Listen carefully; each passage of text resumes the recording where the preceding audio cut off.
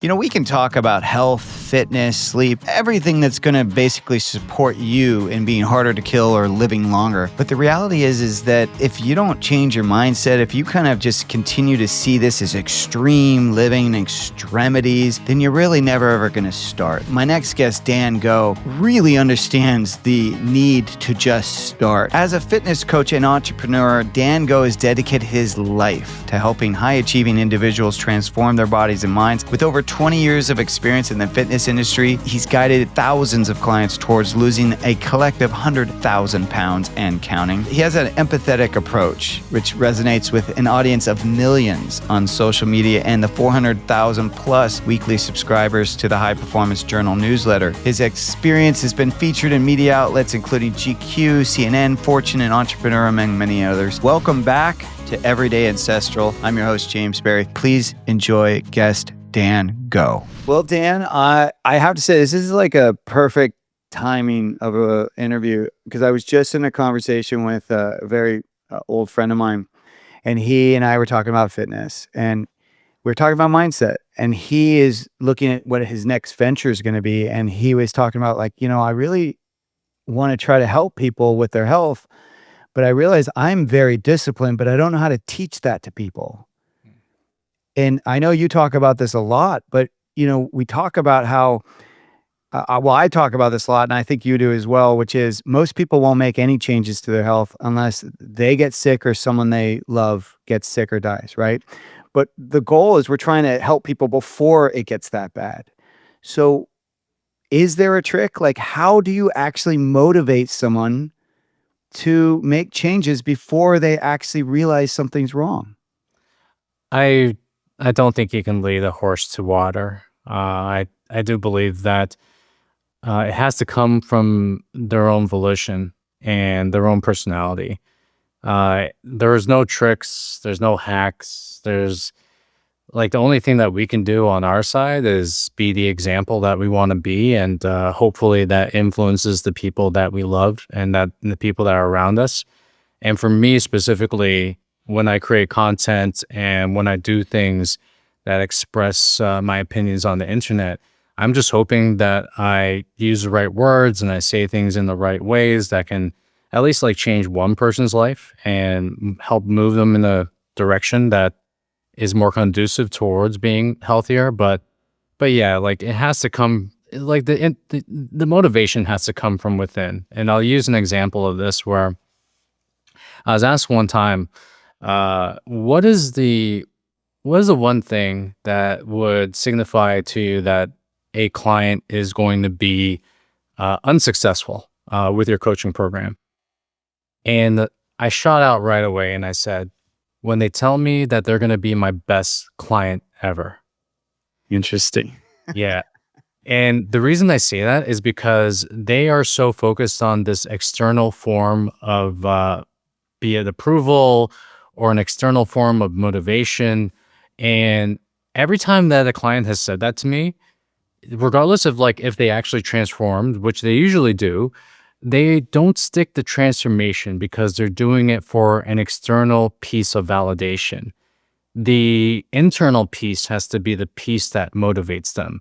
They want to be healthy because they want to live up to their full potential. They want to be a better family man for their kids. They want to be able to break a generational curse of just being unhealthy. I mean, like, there has to be this internal locus of control that pushes them towards wanting to be healthy, not this external, I want to look good in front of other people, I'm going to be your best client. Like, anytime that we do and base things on the external, that to me is always going to signify that maybe you'll hit it, maybe you won't, but even if you hit it, you're not going to have enough juice to keep it. Is this an example of, because you've talked about identity shifts before, so is this an example of that? Because it's interesting, when I think of identity, I think of two things. I think of the way other people perceive us and then the way we perceive ourselves. Could you kind of dig in and talk about what you mean when you say identity shift? Yes. So our self-image and the way in which we perceive ourselves and the vocabulary that we use to identify ourselves are going to be the greatest tools to getting in shape or the greatest tools to getting out of shape. And a lot of times when people are starting this process of just getting in shape, what happens as a result is their old vocabulary and their old programming just takes over. Oh, I don't know if I can do this. I don't know if I've been out of shape for so long, and I've been out of shape for my entire life. I just don't know if I can actually get myself into the body that I feel like I desire and deserve in. And we have to be able to change the image that we have inside of our minds. And when we change the image that we have inside of our minds through, be it visualization, mental rehearsal, or affirmation, and actually affirming to ourselves the things that we're doing, the things that are making us feel good, and saying, I am that person, the more that we're going to be able to change for the long term. I say that everyone that has listened to this podcast who has tried to lose weight has probably lost a good chunk of weight before, only to gain it back. And for me, I'm not really concerned about losing weight one time. For me, it's kind of like money. I want to be able to make money, keep it, and grow it, as opposed to just like making money and just like spending it right away. So the same thing goes with, say, weight loss or getting in shape. I look at weight loss as something that is to be sustained, but you don't sustain it through tactical measures. Those things help, but we have to sustain it through the soft skills, through the ways in which we talk to ourselves, through how we actually visualize ourselves when we see ourselves in the mirror and we see ourselves inside of our minds. And one of the best ways to do that is to incrementally change our self-image so we can evolve into the person that we see. Yeah, that's really powerful. When you just said something about tactical measures, that's interesting because are you referring to like because this is something you advocate, which is you got to know your numbers. You need to know your stats to be able to know where you're going or where you've been. But is that what you're referring to when you say tactical measures? Yeah, so it's like there are tactical things that I feel everyone should be doing on a regular basis to get themselves in shape. It's kind of like a business. I do, because I'm an entrepreneur, I look at body transformation through the lens of entrepreneurship. And one of the main things is like knowing your numbers. So I had this conversation with a client before, or actually he was about to become a client. And I asked him, okay, and I'll probably ask you this, like how often do you check your sales numbers? And you're probably like, I check them every day. I get it. Like actually he had a person report to him his cash flow, his debt, all that kind of stuff. Every single day there's a report sent to him that he looks at. So he stays on top of it. And then this guy was a little overweight. Let's just say he had about 40 to 50 pounds to lose. And I asked him, okay, cool. When's the last time that you stepped on a scale? He's like, I don't know, like a month ago. I don't really want to step on it because I'm afraid of what it's going to say. And this is the big disconnect that I find is that if you are so, let's just say, obsessed about measuring what you manage, especially when it comes to your business, something that's external, why are you so scared of measuring something that's internal, something that actually matters, which is the numbers that pertain to your own health? So yeah, like getting this data, lifting, walking, eating nutrient dense foods, like we can go into the weeds of these tactics.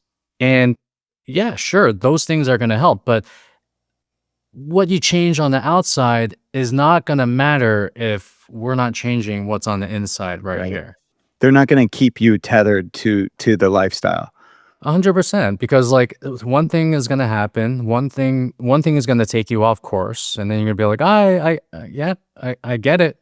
It wasn't meant for me. And then they're going to hit an obstacle no matter what happens.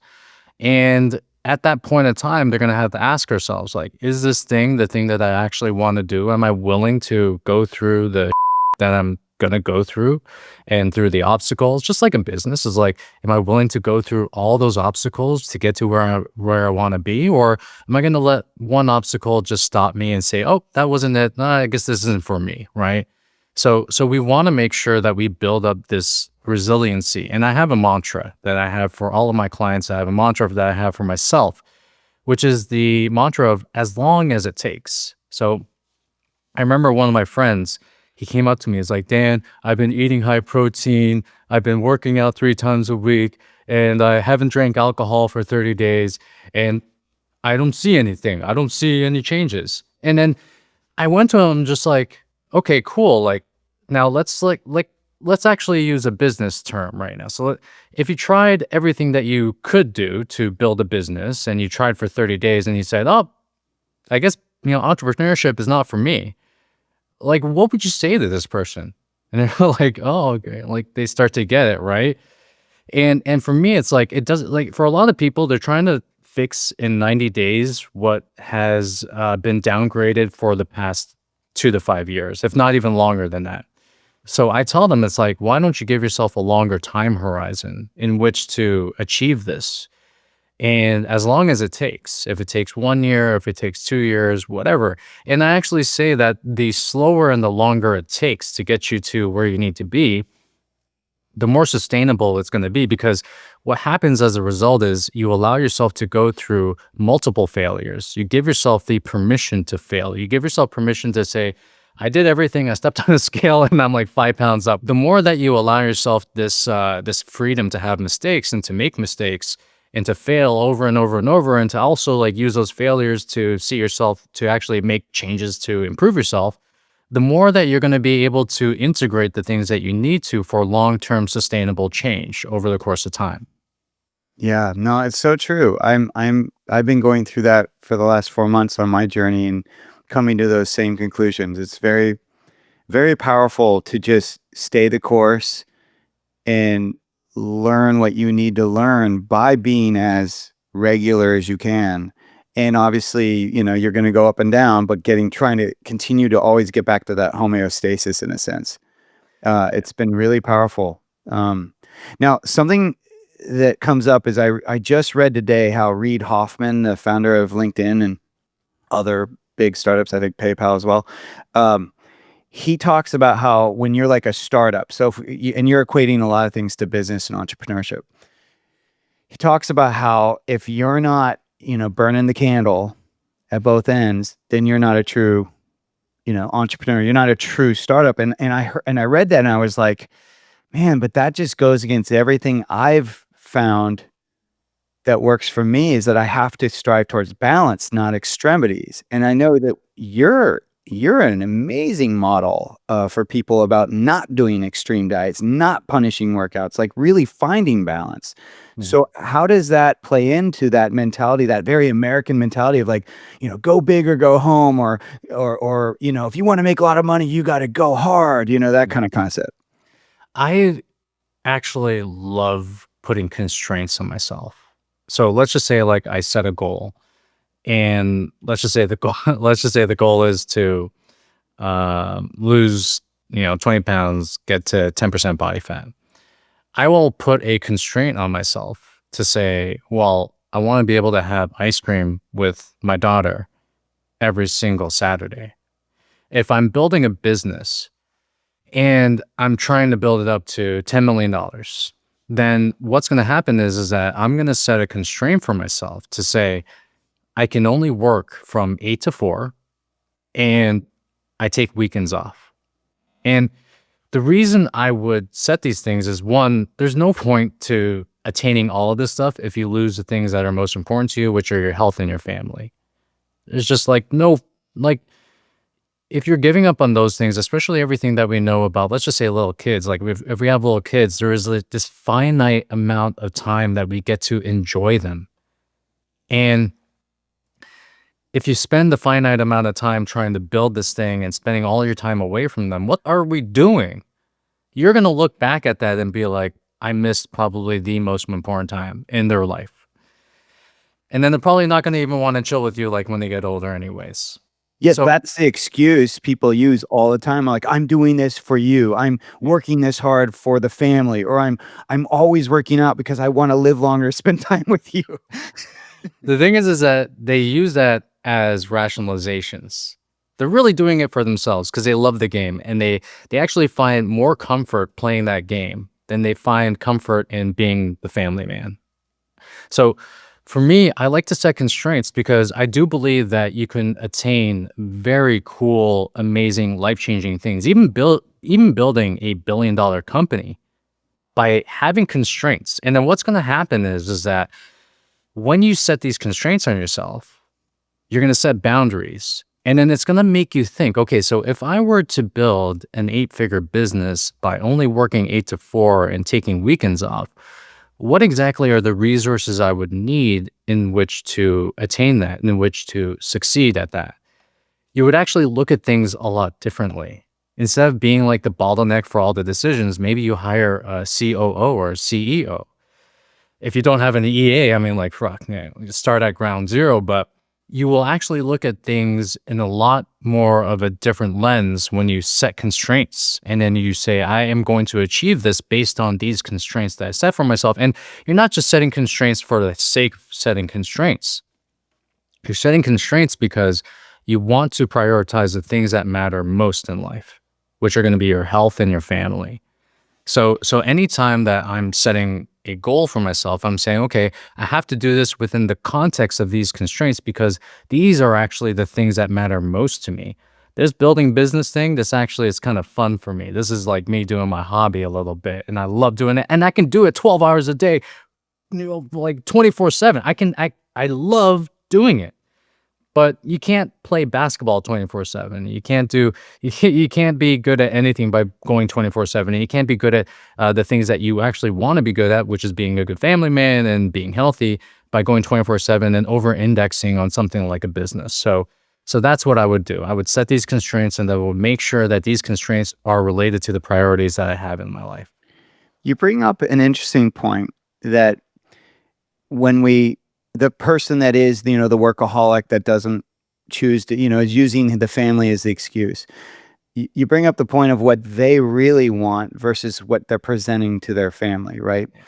And in a way that's kind of saying like, well, how honest are you going to be about your own motivations? Like kind of in a sense, like looking inward, like how honest are we going to be with ourselves? But then we're also talking about mindset, which sometimes there is a fake it till you make it kind of mentality of like to change your mindset, which is what most people are doing. To get out of that, you do have to kind of fake it until you make it, right? You got to change that mindset and find, the glass is half full versus half empty. You've got to change perspective. So how do you recommend people do that? The first thing is like listen to the right people. I mean, that's like number one. Get advice from people that you would actually love to trade places with.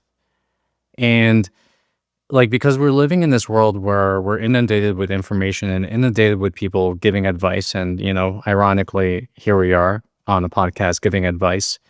But one of the biggest things that has helped me is like asking myself, would I want to trade places with this person? So let's just say it's like some entrepreneur, or maybe it's even Reid Hoffman. I'd be like, okay, so cool. Do his kids actually like him? Is he a good father? If it's like someone telling me to work 12 hours a day and just forego everything just so I can succeed in business, do they have kids? you know, and it's just like choosing the right role models. Those are probably like the first thing because we all have this kind of like, I forgot what it is. It's I think it's like the parasocial relationship that we have with the people that are influencing us. So it's like number one, choose the right role models. I'm not choosing Elon Musk as a role model. I am quite inspired by the things that he is achieving, but I'm not choosing him as a role model. I'm choosing the guy who is probably quietly a great dad, who is building a fantastic business, and I'm listening to his advice, and I'm making sure that I'm going to be following what he does in his life. The other mindset is to understand it's like to know yourself. It's to have this self-awareness. So why do we want to achieve the things that we want?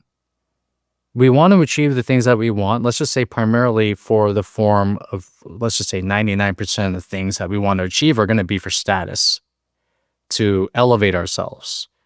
Like there is only so much money that we can make that is going to make us happier past the point of taking care of all of the things that help us survive.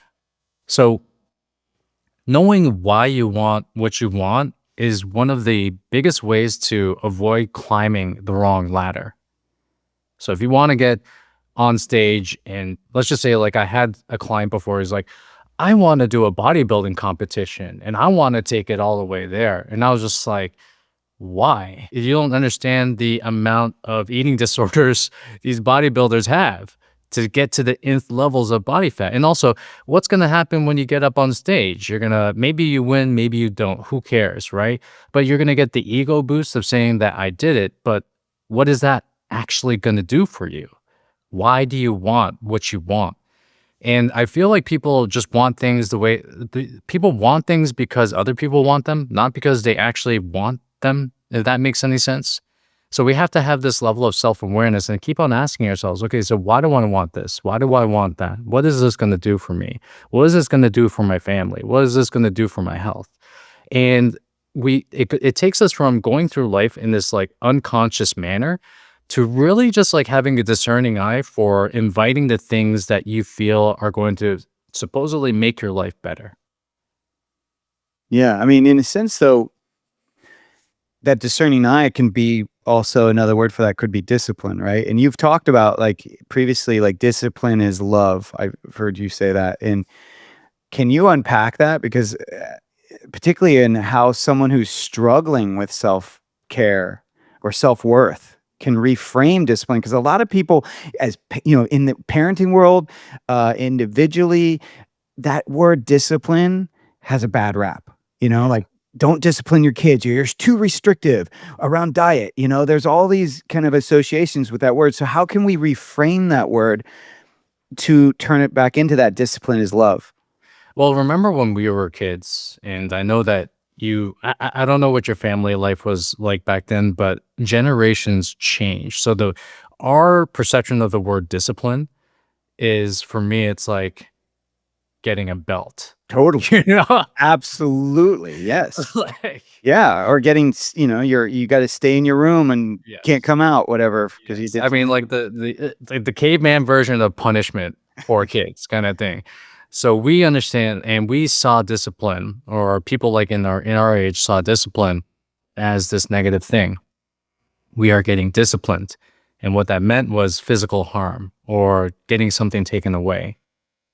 Nowadays, obviously, we have gentle parenting and like all this kind of all this kind of stuff that's becoming popular. But what discipline means today is the concept of actually caring for yourself.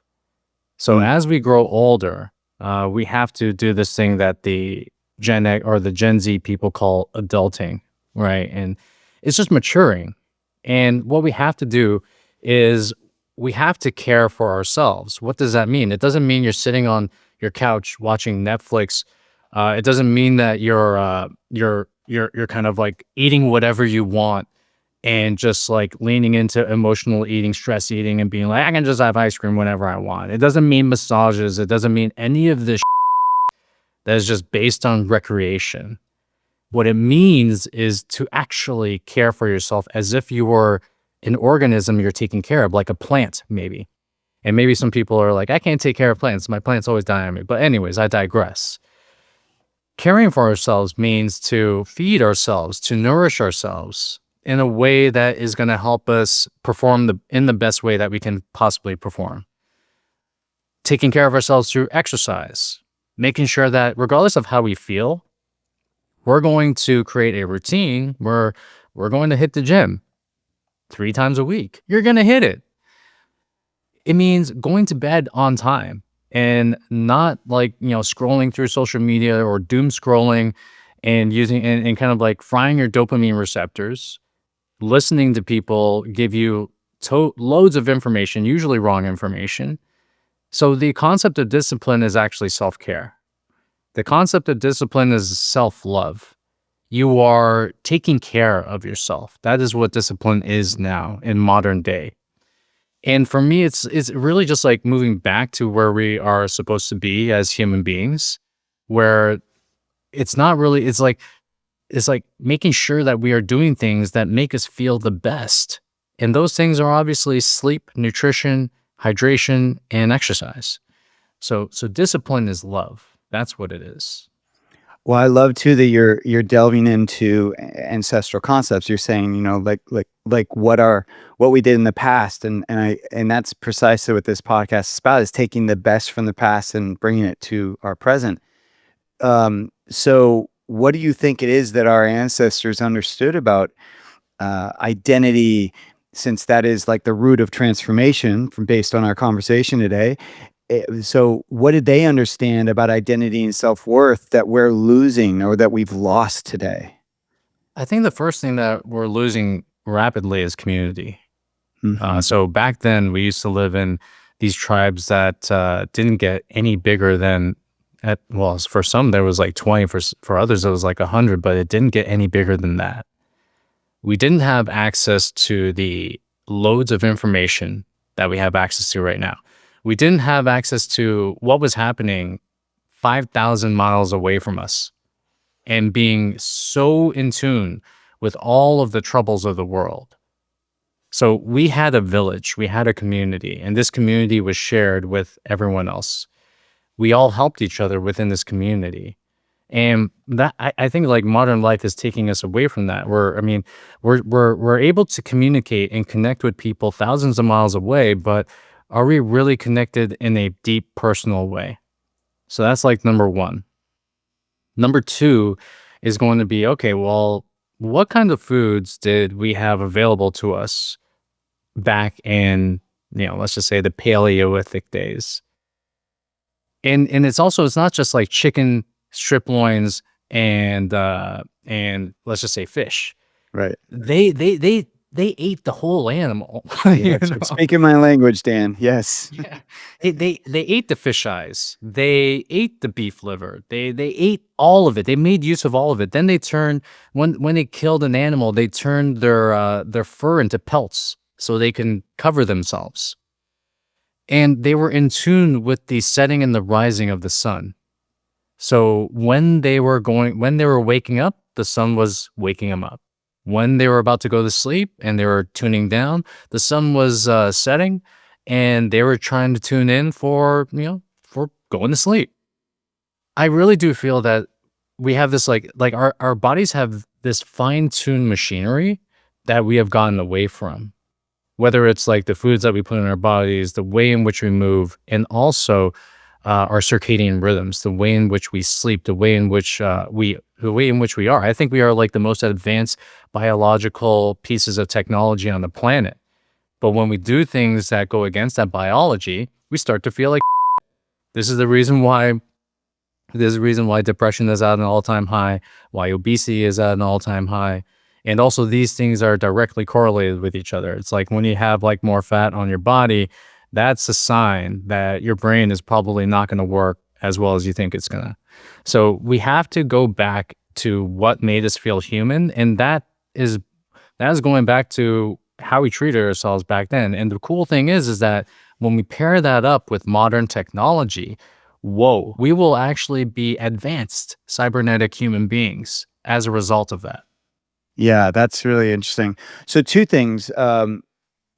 I'll go here first, and then I got to follow up. But so first thing is we talked earlier about measuring, getting a hold of your data, and there's obviously lots of tech out there. Do you have what's your top kind of, if someone who is not measuring their stats right now, what would you recommend? Where would you recommend they start? I would, and let me get this out right here. So number one is I would recommend something like this. I don't know if we can see that. Oh, yeah. Not really. What is that? It looks almost like a pager. Yeah. So yeah, we remember pagers back then. They're showing our age. So this is a pedometer.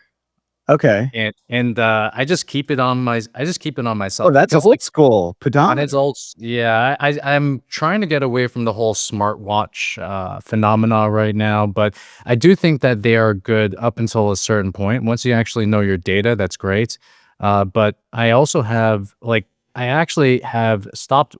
Started wearing an Oura ring, and then I stopped wearing an Oura ring because of like how it was affecting kind of like my everyday and just like perceiving the data that I was getting. And I started to wear it again because I have made some changes to my sleep and I want to track exactly if those changes are correlating with the way that I feel. So I would say like getting a sleep tracker and wearing it for about 6 months to get your data and to find out what informs good sleep and what actually takes away from good sleep. That's fantastic. And also with pedometer, I think like one of the most underrated exercises on the planet is walking. Right. Back then, our Paleolithic ancestors got 16 to 17,000 steps a day. Right Man, now, it's the like they average live in American, Manhattan. oh yeah, the average American gets 4,000 steps a day. So they're literally getting 4 times less steps, and they're living this sedentary lifestyle. And one of the things that we employ with our clients is just like we have them walk, but we don't do it because we're like, hey, you gotta burn fat, you gotta, you gotta like, burn calories. We do it because it is such a net positive for their stress and mental well-being, and also it boosts cognition and it boosts brain power. So there's this really cool study that came out in Japan, where number one, actually, Japan, when when someone is depressed, the thing that they prescribe them is to go into the forest and take a walk. Hmm. When it comes to America, the first thing they prescribe them is an SSRI. Yeah. And the thing is, like, walking has such incredible mood benefits, especially when you do it outside. Yeah, I was just gonna say, and being outside, right, is key. Because a lot of people might go, "Well, I'll just go walk on my treadmill." It's like, no, no, no, no, no. It's like Yeah. that's not what you're talking about. Yeah, like there is something about seeing fractals and seeing leaves and seeing water that have an effect on your eye system. And it just calms you down. I think they call it forest bathing down in Japan, where they use this as one of the main modes of getting them out of depression, which is to walk in a forest and without your phone. One of the really cool things that I love to do, especially if I'm coming up against like a problem inside of my life, or kind of like I'm trying to fix like something complex, I will remove my phone. I'm going to take a walk outside. I'm going to bring a notebook with me. And it's like you're like, it's almost like you're getting in touch with your subconscious mind. You're just walking out there, you're letting your subconscious mind take care of it. All of these neurotransmitters are getting stoked because of the fact that you're moving. And then miraculously, you're like, that's so simple. I should do this. And you start writing it down. I find that walking, especially from a human standpoint, especially from just like feeling more human, that's probably the thing that is going to be the most underrated thing that anyone can bring into their lives. Now, we said walk outside, do that. And I understand that some people, especially living busy lives and having work and all this kind of stuff, they might not be able to get the requisite amount of steps that they need.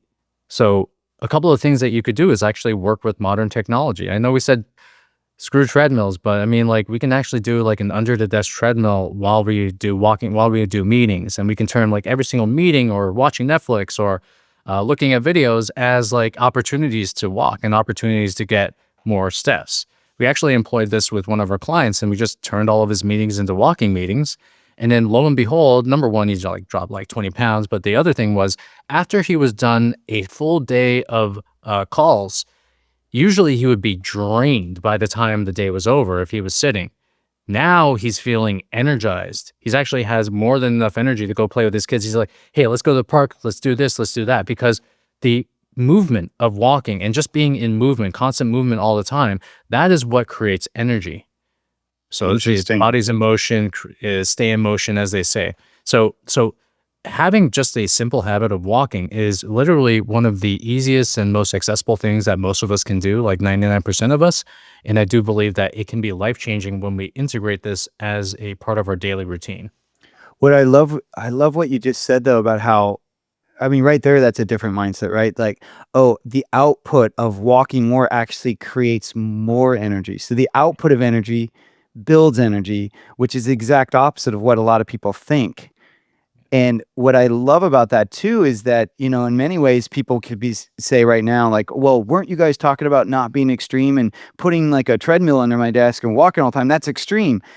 But, and I think this is what I hear you saying, and I believe this as well, which is you can't sit there in judgment of the thing before you've done it, because when you start to do it, it actually will build off of it. Like I always tell people, like for example, who are struggling with health, I'm like, well, just start with drinking more water, for example, because you're currently drinking juices and sodas and all this stuff. So just cut that stuff out and just drink water. That's all you're going to do.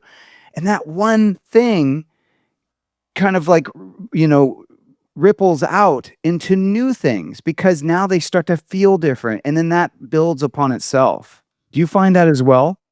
Yeah, when I mean, like, I wasn't this fit guy my entire life. Damn it, from, like, the time I was in grade 5 all the way to, like, I didn't even graduate high school. That's how bad it was, right? Oh, wow.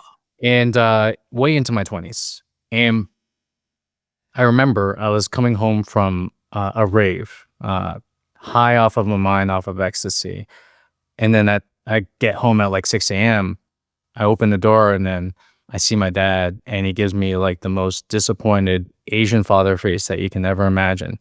And I'm trying to play it off and I'm trying to be normal. I'm like, hey, where are you going? And he's like, I'm going to the gym. Just walks out, completely shuts the door. He's like, he's probably just like, I can't deal with this kid right now. And then I saw him over the course of over the course of 6 months, just go to the gym over and over and over. He was actually like, he actually gained a lot of weight while he was tending to his business, while he was growing his business. I saw him lose like 30 pounds off of his body and become metabolically healthy. So just being able to see that, I was like, okay, well, that's kind of cool. Then he actually was one of like the members of the month in his gym, and he got like a month-long pass. He gave it to my brother. My brother didn't want it, so he gave it to me. I was like, okay, cool. Like I'm gonna take this, and I'm doing nothing. I'm just playing video games all day and I'm partying at night. I was like, worst case scenario, I'm gonna see some hot girls, and best case scenario, I get in shape. So I end up going to the gym and I do everything horribly. And I just go like every single day. My whole thing there was like play around with the machines, do things that other people were doing, and just show up to the gym. That's it. Just show up to the gym. So I end up showing up to the gym, doing that over the course of a month, and it completely changes my life. Completely. We don't realize like how much exercise has this effect on our brains. So back then, when I was a degenerate, I thought, "Oh, I'm not worth anything. Oh, I'm not good enough," and like all this kind of stuff. I started to have positive thoughts in my brain. I started to have more energy. I started to be like, you know what, man, maybe I won't like, go partying. What am I here for on this earth? What am I doing? I started to find out what exactly is my purpose, right? And it wasn't until I started exercising that became this like entry level drug into massive self improvement. And then after the 30 days, I end up like going into the change room and I'm like, okay, cool. Like 30 days is over. Like, what the heck is going on here? What do I do next? I end up going to the change room, putting on my belt. I go in like one more notch, a couple more notches than I usually would be on my belt. And I was like, what the heck is going on here? Oh crap. And then that just like got me hooked. And I was like, okay, cool. Like, what can I do next? Like, okay, nutrition. Okay, what do I have to do for nutrition? And then after I like kind of fixed nutrition, I was like, okay, what do I have to do to like fix my sleep? And I always say that you start with one thing and then you evolve into other things because that one thing literally changes your brain and it gives you momentum. And then you just tackle one thing at a time. And it just like leads you into having enough power and enough energy to like go tackle the next thing. I This is incredible. I was going to ask you about, how you got into this, but it's incredible to me that it wasn't out of someone shaming you or like, verbally abusing you, or were you? Oh, well, look at that face. Yeah, I got shamed for Oh, sure. okay, you were getting shamed. Okay, okay. All Yeah, right. yeah, So yeah. maybe I should take that part back. But Yeah. point is the way you just told the story at least was that your dad started taking care of himself, and that model inspired you once that opportunity was there to go to the gym to actually go do it. Is that, can we say that at minimum? 100%. And Okay. I started off with this curiosity, which is really cool. But the thing about it is, and I'm pretty honest about this, is like I actually started off my journey with a complete hatred for my body. Is that due to Shame. the shaming, you think? Yeah, just shame, insecurity. Like, they did the whole. I don't think they do shirts versus skins anymore in basketball anymore, but they used to do that, and they Yeah, would I always choose remember me that. for skins, dude. Like they always choose Oh, me for. I would pray. I mean, I would pray, "Please do not give me skin. Please, please." Yeah. So they would always choose me for skins, and then like my friends, or my friends. I mean, like they're my friends, but they would just be like, "Oh, look at your man tits," like, "Oh, look at your man boobs," and then I remember there was one time I was about to get in like a fist fight with like one of my friends because we were at a camping trip, and he just like completely just would not stop making fun of my body. And you know what? I started off with a lot of hatred, a lot of insecurity, a lot of shame. But I realized over the course of time that it is, like, so unsustainable. Like, there has to be, like, this deep you have to evolve into, like, this deep respect that you have for your body. I think, like, energy is energy, you just use it, right? But I had to evolve from that to having this deep, reverent respect for what I put into my body, how I treat it, what it's doing for me, and actually, like, move into the love portion of actually loving myself. Yeah, I think too what we're kind of coming to, because we're talking about discipline, we're talking about like finding these bliss markers of like feeling better about ourselves. But the reality is that you could look at anything we're saying that has helped you as extreme. Like you could label it that. But maybe what we're trying to say, and maybe what I hear you saying, is that it's not necessarily about labeling something extreme that you are doing regularly, but it's more about just the doing and being open to the effect of it. Yeah, and what is extreme, man? What is extreme? Is being obese considered normal and not being extreme? I mean, Right. when we think about what's extreme and what's not, and when we think about the way in which we want to live our lives, well, the average human being is metabolically unhealthy. The average human being is obese. The average human being is not really getting that much exercise and not getting that much sleep. Why would I wanna be average?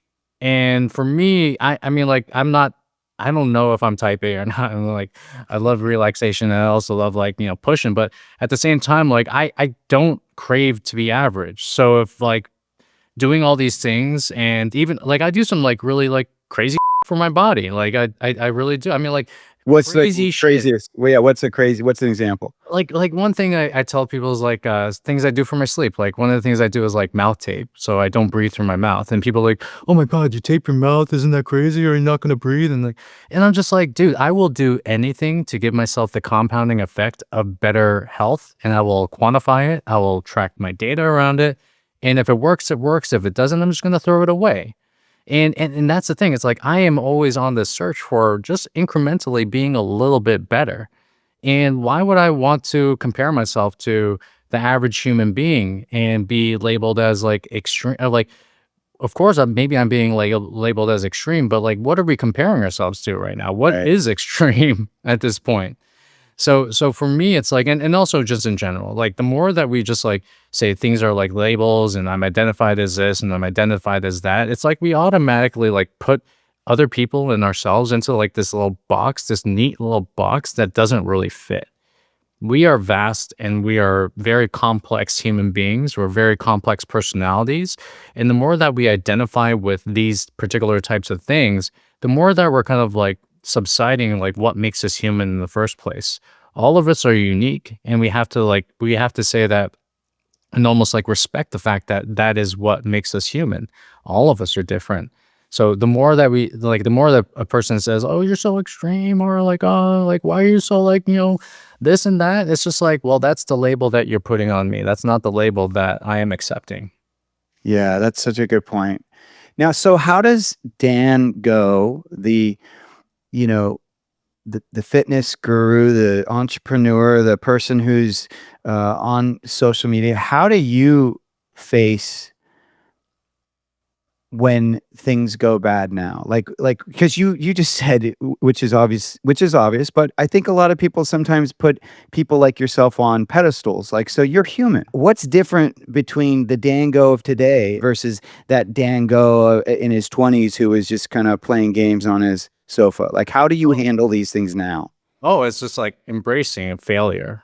Like Mm. the most important thing is the iteration process. So now I've kind of like have a better relationship with failure than I did before. Before I used to look at failure as this thing where it's like, okay, if I fail, then I'm a failure, right? Like, And almost it's like you not had worth it. fear of failing. Yeah, it's like there was this like fear of failing, which actually leads to not trying in the first place. Yeah. When the reality and the thing that I understand now is like the more you fail and the faster you fail, the more that you keep on trying and try different things and kind of iterate differently, the more you get to the core piece of like the core achievement of what you want. So for me, it's more so about, and this is actually very much related to getting your body in shape as well. The more that you allow yourself to fail and to try and to fail and to try out different things, to see things that work and to see things that don't, the more that you are allowing yourself to say, hey, guess what? I'm going to take as long as it takes to get to where I need to be. I'm taking the long road. I'm taking the long path because it's the shortest one. And the other thing is that you want to rework your relationship to failure itself. Failure is not really failure. It's just an iteration that just didn't work. Imagine if like Thomas Edison said, all right, after like one time of trying to like, make a light bulb, I just stopped and said, this is not for me. Right. So Right.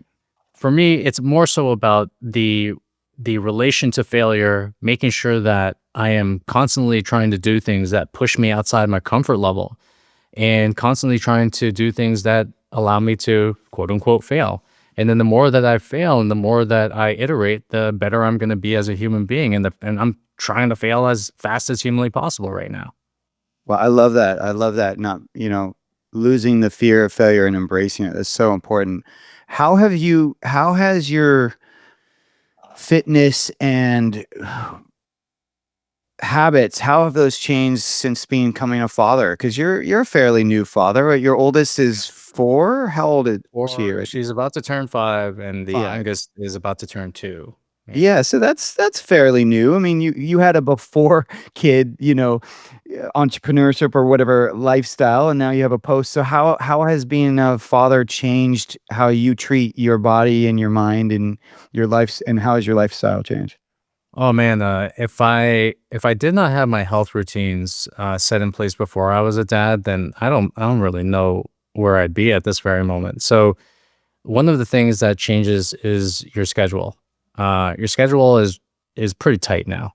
So I have to, like, before I was like, okay, well, I go to the gym 3 or 4 times a week, sometimes even like 7 times a week. And then now I'm just like, I need to get the most out of my workouts in about 3 sessions per week. And also, these 3 sessions have to be scheduled in my calendar. If I don't schedule in my calendar, they're probably not going They to don't get happen. hit. Yeah. It's a weird thing for me, or it was a weird thing for me because I before I just have the freedom to go whenever I want. So now things have to be routine and also things have to be scheduled in. The other thing is also just like understanding that you are going to go through more of the, let's just call it the obstacle of like eating things that you don't necessarily want to allow inside of your body. So, we have all these like snacks and we have all this kind of stuff. And then The it's like temptation. a temptation. So I need to actually set hard boundaries and constraints on myself now. One of them is like I'm not eating past 6:30 p.m. I'm not. And that has saved me so much. You cannot believe how much that has saved me because if it were up to me and I had carte blanche on doing whatever I wanted whenever I wanted, guess what? The worst food decisions happen after like 7 or 8. Those are like the worst food decisions. So for me, it's making sure that I have a hard stop. I'm not eating past a certain point. And obviously there's exceptions. Like last time I just went to like Austin and they had dinners that were started at 7. So I'm like, all right, I guess I'm not gonna do it like while I'm in Austin right now. Cool, that's fine. I'm just gonna get back onto it when I get to back into my hometown. The other thing is gonna be sleep and everything that we know about being a new parent and having sleep is that it becomes few and far between. Like it's very disjointed. I used to have like pure like 90s on my Aura ring, and when I had that, when the second kid came out, it was just like out the Zoop. window. Yeah, right, exactly. But now things are starting to get normalized, and yet at the same time, I still prioritize sleep. I still prioritize routine. As a parent, we all know when the kid goes to sleep, we have this window of time that we only have to ourselves. So like when the kids are down, you have like maybe 1.5 to 2 hours. Now those 1.5 to 2 hours, what most people do is they allow themselves to veg out and chill, and that's totally cool. That's what I do too. But I just make sure I have a boundary and constraint around my eating at least to say that, hey, I'm gonna make sure I don't eat at a specific time after a specific time. And I'm also gonna make sure that I am going and doing a routine that prepares me for bed at a specific time. And that is not going to get extended past a certain point. So we have to like have boundaries, guardrails, what Gen Zers call adulting now. Right. And we just have to have these. I mean, that's what this modern life is. Modern life is this whole thing where it's like, hey, guess what? You can have whatever you want. You can have Uber Eats and DoorDash to your house at whatever time that you want. You can eat as much as you want. You can sleep whenever you want. So now what we have to do as responsible human beings and parents is to create this set of boundaries for ourselves and constraints that allow us to operate the way that we want to operate. How does the unexpected affect your routine? So I know you mentioned the Austin thing, but that's a little different because you're solo, then going back to your family. So let's just say you have a night where your daughter wakes up in the middle of the night and it's crazy and it's completely unexpected. Do you still wake up at the same time the next morning, go to the gym, do all the things you were going to do, or do you adjust because of the unexpected? The Well, it depends on what your personality is. I'm a creature of consistency and habit. I love it is both my gift and my curse of being consistent.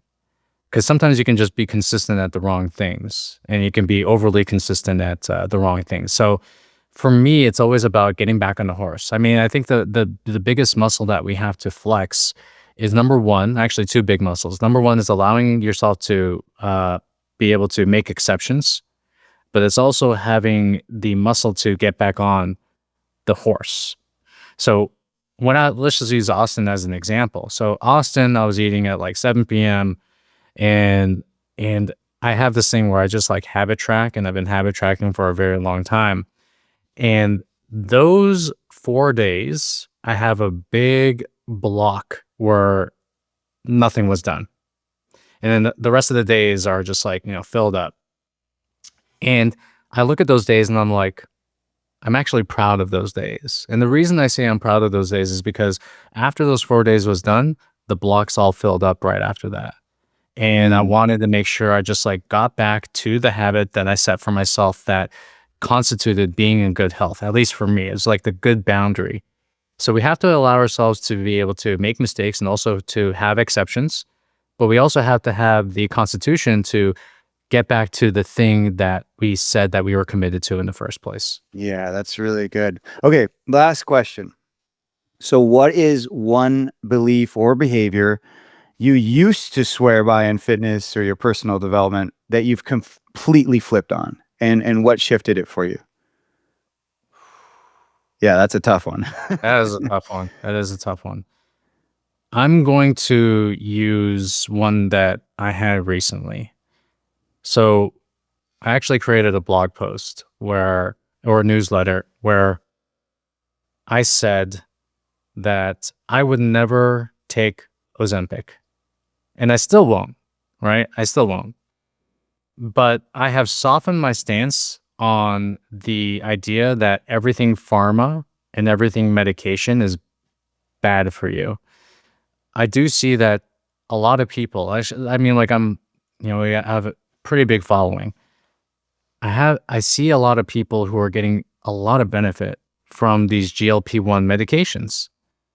And yes, you see people who have like the crazy side effects. And also there is this idea that it has the potential for thyroid cancers and like all this kind of stuff. I mean, yes. But I've softened my stance on being so all or nothing on, let's just say, modern medicine, and understanding that there are benefits to having modern medicine. Maybe like it's not like all modern medicine or nothing, but it's just having a little bit of leeway to say that, hey, guess what? There are people that are working on really important issues right now. They're doing their best to create these medications and these biotechnologies that may actually help us. So I had this whole like I was like pharma, and like, and kind of just like, so I was just like, oh, like all they want is to mask the symptoms and like all this kind of stuff. And yes, that is correct.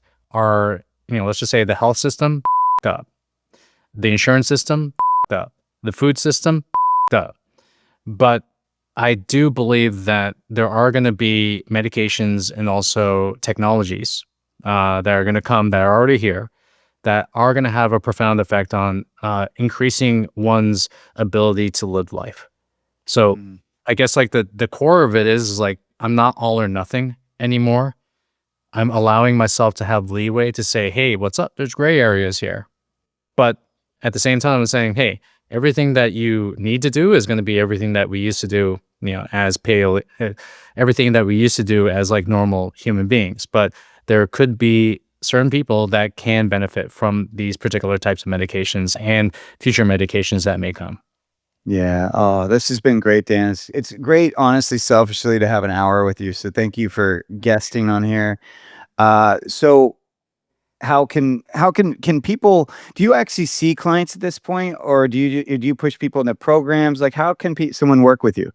Yeah. I have a coaching program. People can join the coaching program. And then that is where I'm able to help a vast amount of people. And in terms of like one-on-one clients, my roster is full. I only take on like five per year. But what people could do is number one, I give out free information. I mean, that's what I do. Like everything that's working for us, I put online. So the best way to do that is go to dango.co. You can sign up for the newsletter right there. It's completely free. And we have 400,000 plus high performers on that newsletter. I put a lot of work into it, and I think people will benefit out of it by just like signing up for that. So I probably would point them in that direction. Excellent. Well, thank you, Dan.